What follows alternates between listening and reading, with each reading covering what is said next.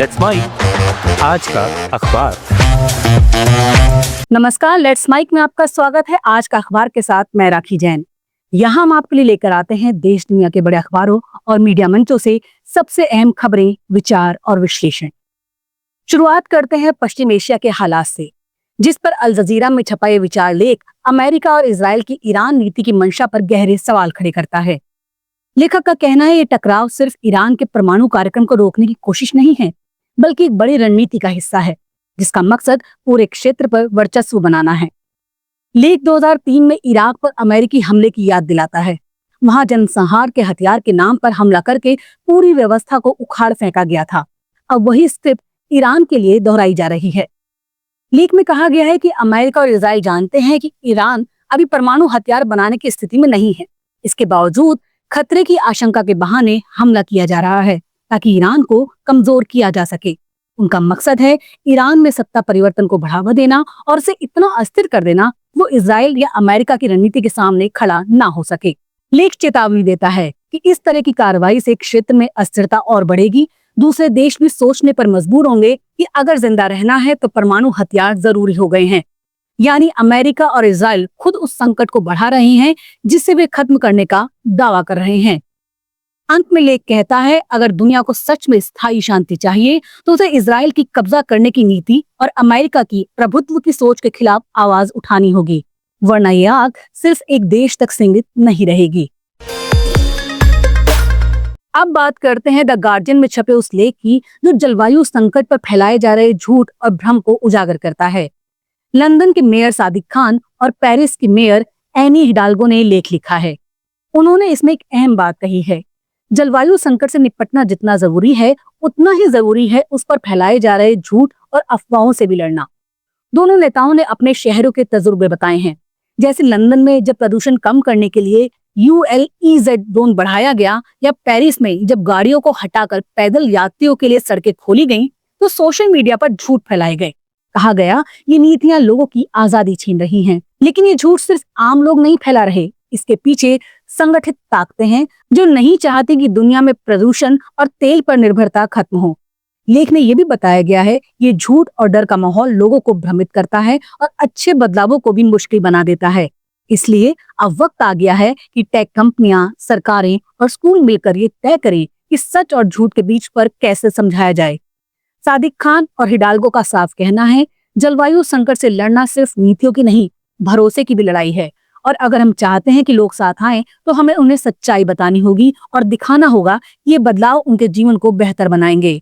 कुल मिलाकर ये लेख चेतावनी भी है और अपील भी कि जलवायु की लड़ाई सिर्फ धरती को नहीं, समाज को भी बचाने की लड़ाई है और उसमें झूठ को हराना अब जरूरी हो गया है। अब बढ़ते हैं डॉन की तरफ, जिसने अमेरिकी हमले पर सख्त टिप्पणी की है। लेख का शीर्षक ही साफ संकेत देता है, शांति की बातें लेकिन युद्ध की चालें। डॉन लिखता है अमेरिका ने ईरान पर हमला कर दिया और इसके साथ ही वो युद्ध में औपचारिक रूप से कूद गया। इस लेख का लहजा साफ है, डोनाल्ड ट्रंप ने एक बार फिर झूठ, धोखे और दोहरे खेल की राजनीति की है। ट्रंप ने कहा था कि वो शांति चाहते हैं, लेकिन ईरान के परमाणु ठिकानों पर बम गिराकर उन्होंने अपने ही वादों को तोड़ दिया। ये हमला सिर्फ बमों का नहीं बल्कि अंतर्राष्ट्रीय कूटनीति पर गहरी चोट है।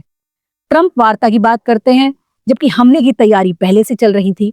ईरान ने इस हमले को अंतर्राष्ट्रीय कानून का उल्लंघन बताया और बदला लेने की चेतावनी दी है। अब यह भी मुमकिन है कि ईरान परमाणु हथियार बनाने की दिशा में कदम बढ़ाए। लेख का सबसे बड़ा सवाल है, जब वार्ताएं चल रही थी तब इजराइल और अमेरिका ने जानबूझकर कूटनीति को तबाह कर दिया। अब किस भरोसे बातचीत होगी? डॉन का निष्कर्ष यही है, अमेरिका और इजराइल की ये कार्रवाई दुनिया को शांति नहीं बल्कि युद्ध और अविश्वास की तरफ धकेल रही है। अब चलते हैं द डेली स्टार, बांग्लादेश की एक जरूरी रिपोर्ट की ओर, जो समाज की उस सच्चाई को उजागर करती है जिसे अक्सर दबा दिया जाता है। अखबार ने एक ऐसी सामाजिक सच्चाई पर करारी टिप्पणी की है जो न सिर्फ वहां बल्कि हमारे यहाँ भी आईने की तरह है। अखबार ने अपने संपादकीय में रेप पीड़िताओं की जबरन शादी उनके ही आरोपियों से कराने की अमानवीय प्रथा पर तीखा सवाल उठाया है। क्या रेप का जवाब शादी है? क्या हम अपराधियों को इनाम दे रहे हैं? अखबार ने प्रथम आलोक की पड़ताल के हवाले से बताया कि 2002 से 2011 के बीच कम से कम 20 ऐसे मामले दर्ज हुए जहां रेप के बाद सामाजिक दबाव या पंचायतों के समझौते के चलते पीड़िता की शादी आरोपी से करवा दी गई।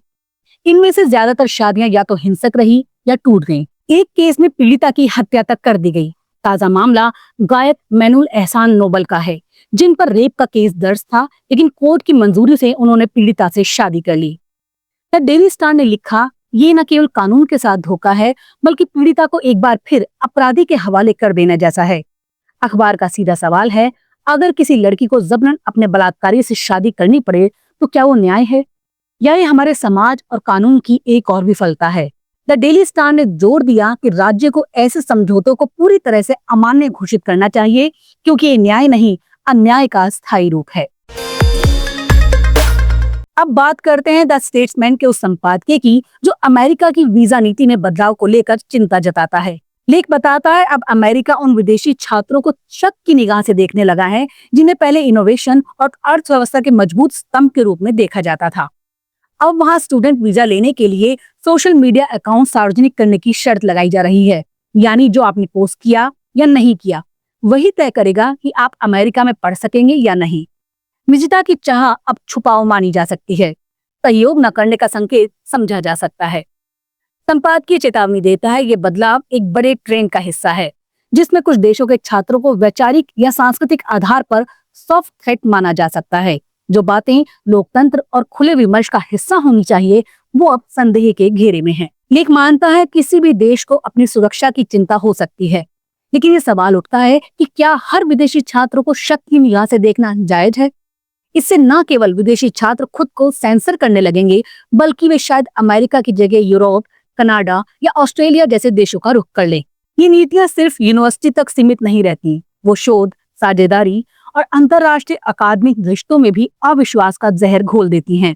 और सबसे बड़ी बात, अमेरिका की वही ओपननेस, वही अकादमिक आजादी जिसकी वजह से वहां की उच्च शिक्षा दुनिया भर के युवाओं को खींचती थी, वो अब धीरे धीरे खत्म होती दिख रही है। अंत में लेख इशारा करता है, हो सकता है ये सख्ती सिर्फ विदेश नीति नहीं बल्कि घरेलू राजनीति का हिस्सा हो, जहां विश्वविद्यालयों को आइडियोलॉजिकल युद्ध के मैदान में घसीटा जा रहा है। देखिए, ये तय है, सुरक्षा के नाम पर अगर शिक्षा पर पहरा बैठा तो उसका नुकसान अमेरिका को ही सबसे ज्यादा होगा। अब नजर डालते हैं प्रभात खबर की उस रिपोर्ट पर जो भारत कनाडा रिश्तों में आए बदलाव को दिखाती है। अखबार के मुताबिक कनाडा की खुफिया एजेंसी CSIS ने अपनी हालिया वार्षिक रिपोर्ट में पहली बार साफ तौर पर माना है कि खालिस्तानी अलगाववादी कनाडा की जमीन का इस्तेमाल भारत में हिंसा फैलाने, पैसे जुटाने और साजिश के रचने के लिए कर रहे हैं। रिपोर्ट बताती है, ये तत्व न सिर्फ भारत बल्कि कनाडा की खुद की सुरक्षा के लिए भी खतरा है। ये मानना भारत की उन पुरानी चिंताओं की पुष्टि है जिनमें कहा जाता रहा है कि कनाडा में बैठे कुछ चरमपंथी खुलेआम भारत विरोधी एजेंडे को हवा दे रहे हैं। 2023 में हरदीप सिंह निज्जर की हत्या के बाद भारत कनाडा संबंध पहले से ही तनाव में थे और भारत ने अपने राजनयिक तक वापस बुला लिए थे। लेकिन अब सत्ता परिवर्तन के बाद ये रिपोर्ट दोनों देशों के रिश्तों को जमीनी हकीकत के आधार पर फिर से परिभाषित करने का अवसर दे सकती है। रिपोर्ट में भले भारत पर जासूसी के पुराने आरोप दोहराए गए हों जिन्हें भारत खारिज करता आया है, लेकिन ये भी माना गया है कि कनाडा के लिए सबसे बड़ा खुफिया खतरा चीन है और उसके बाद पाकिस्तान, रूस और ईरान जैसे देश आते हैं। दिलचस्प बात यह भी है कि रिपोर्ट आने से ठीक एक दिन पहले प्रधानमंत्री मोदी और कनाडा के प्रधानमंत्री मार्क कोनी ने G7 शिखर सम्मेलन में रिश्तों को नई ऊर्जा देने की बात की थी। ऐसे में उम्मीद की जानी चाहिए ये रिपोर्ट दोनों देशों को ज्यादा जिम्मेदार और व्यवहारिक दिशा में ले जाएगी। अब बात करते हैं दैनिक भास्कर में छपे पवन के वर्मा के उस लेख की जो लोकतंत्र के सामने खड़े गंभीर खतरों की गिनती करता है। लोकतंत्र पर जब बात होती है तो हम अक्सर उसकी ताकत गिनाते हैं, लेकिन इस लेख में पवन वर्मा बता रहे हैं उन 6 खतरों को जो लोकतंत्र को भीतर से खोखला कर रहे हैं और बता रहे हैं कि उन्हें रोकने की सबसे बड़ी ताकत किसके पास है? मतदाता के पास है। पहला खतरा अधिनायकवाद। जब सरकार असहमति को बर्दाश्त न करे, आलोचना को दबा दे और न्याय की प्रक्रिया की जगह बुलडोजर नीति अपनाई जाए तो लोकतंत्र सिर्फ दिखावा बनकर रह जाता है। दूसरा खतरा वंशवाद, यानी राजनीति का निजी संपत्ति बन जाना। पार्टी का मतलब परिवार, लोकतंत्र की जगह मध्ययुगीन सामंतवाद जैसा ढांचा। तीसरा खतरा सत्ता के लिए कुछ भी करो नीति, धर्म, जाति, बाहुबल, पैसा, झूठे राष्ट्रवाद, सबका इस्तेमाल हो रहा है सिर्फ कुर्सी पाने के लिए। चौथा खतरा बहुमत की मनमानी, यानी सत्ता में आने के बाद संवाद खत्म, विपक्ष का अपमान और जनमत की अनदेखी। डॉक्टर अंबेडकर ने भी इससे सावधान किया था। पांचवा खतरा, संघवाद की अनदेखी। केंद्र की ताकत का इस्तेमाल राज्यों की चुनी हुई सरकारों को दबाने में हो रहा है। डबल इंजन सरकार जैसे जुमले विपक्षी राज्यों के लिए सीधी धमकी बनते जा रहे हैं। छठा और सबसे बड़ा खतरा, वादा खिलाफी। जनता से वादे कर सत्ता में आना, फिर अपने फायदे के लिए सत्ता का इस्तेमाल करना, यही सबसे बड़ा धोखा है लोकतंत्र के साथ। लेखक याद दिलाते हैं कि लोकतंत्र सिर्फ चुनावों से नहीं चलता, लोकतंत्र जनता की जिम्मेदारी से चलता है। बिहार जैसे राज्य जहां 3 दशक से अलग अलग गठबंधन सत्ता में रहे, लेकिन जनता की हालत जस की तस है, वहां जनता को खुद तय करना होगा कि कब बदलाव लाना है। अंत में लेख कहता है, लोकतंत्र की रक्षा किसी नेता से नहीं, मतदाता की चेतना से होती है। समय आ गया है कि मतदाता सिर्फ वोट ना दे, जवाबदेही भी मांगे। आप सुन रहे थे let's mic more than radio.